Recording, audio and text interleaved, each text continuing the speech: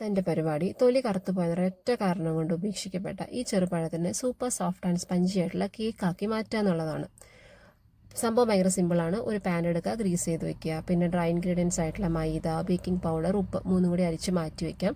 ഞാൻ 4 പഴമാണ് എടുത്തിട്ടുള്ളത്. 4നെയും കൂടി ഞാൻ കൈ കൊണ്ടാണ് ഉടച്ചെടുക്കുന്നത്. വേണമെന്നുണ്ടെങ്കിൽ നമുക്ക് മിക്സിയിൽ അടിക്കാം. ഈ പരുവത്തിൽ കിട്ടണം എന്ന് മാത്രമേ ഉള്ളൂ.